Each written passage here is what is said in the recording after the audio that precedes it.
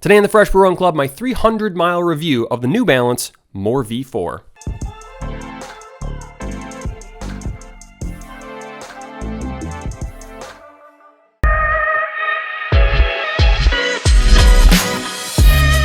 Welcome to the Fresh Brew Run Club. Today's video, I am talking about the New Balance Fresh Foam X More V4, specifically my thoughts after running 300 miles in these shoes. Now, I've made a couple videos about the More V4s, which I have linked in the description below. So if you want more of a general overview of my thoughts on this shoe, be sure to check those out. But today I want to focus on two things. One, really just how these shoes feel after 300 miles. And two, the durability. How have these held up after a summer of really putting these through the paces, through the mud, through the gravel, through the heat?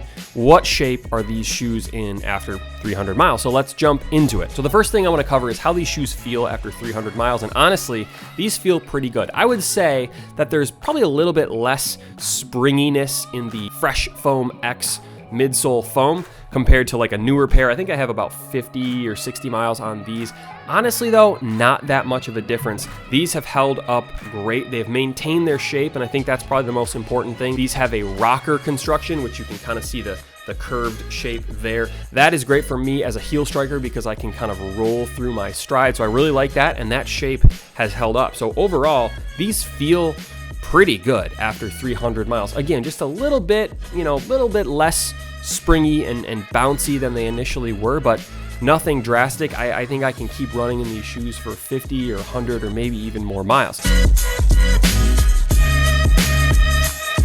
Now, the second thing I want to talk about is the durability of these shoes, and this is really important. How have these shoes held up? Are they in good shape? Are they falling apart? Are they damaged?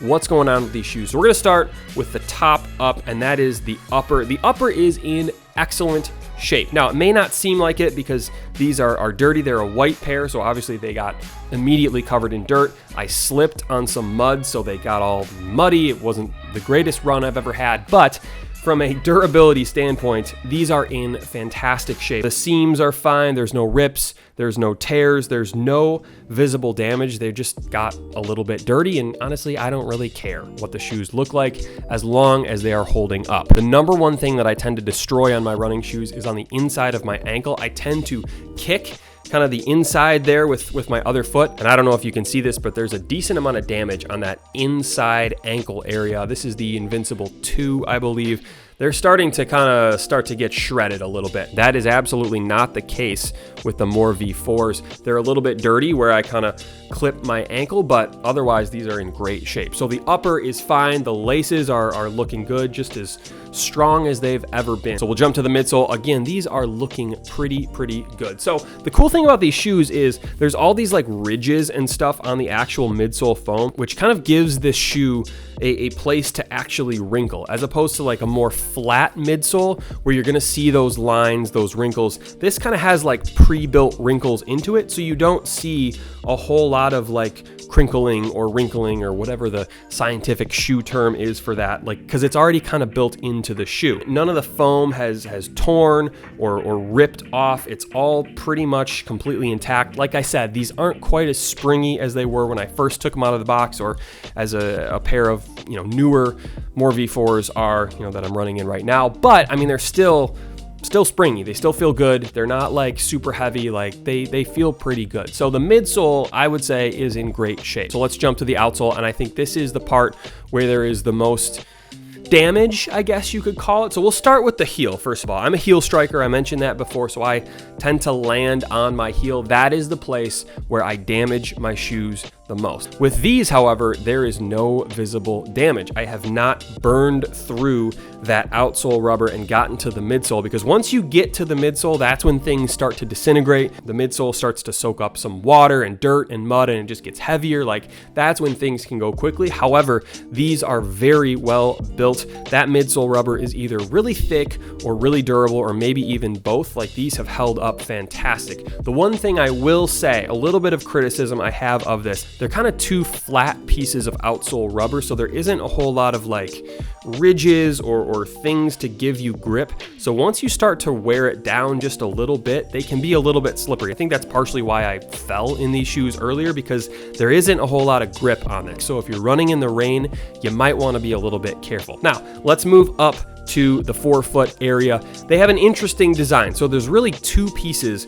of outsole rubber. There's the inside piece and the outside piece, and you can see where I push off with my foot in this middle area. It's starting to crumble a little bit, starting to wear it down, because that's where I'm putting a ton of pressure on the shoe. I'm not a huge fan of that design. I'm putting a lot of pressure in that area where there actually isn't any outsole rubber, and it's starting to wear down the midsole foam there, which is not great. Again, it's not a deal breaker, but especially if you're someone who lands on the forefoot and pushes off with the forefoot, I can see this shoe kind of disintegrating a little bit faster than me, who's putting a lot of pressure on the heel, which is, there's a ton of rubber. It's very durable back there. I'm starting to wear this down a little bit, and I'm not even a forefoot striker. So something to keep an eye on. Overall, this shoe is holding up fantastic. Like I said, I think I can get definitely 50 more miles out of this to get to 350 total. I could probably hit 400 and maybe even more beyond that. We'll see how much I want to run in this, especially when I have another pair, you know, that I'm already starting to run in a little bit. But overall, again,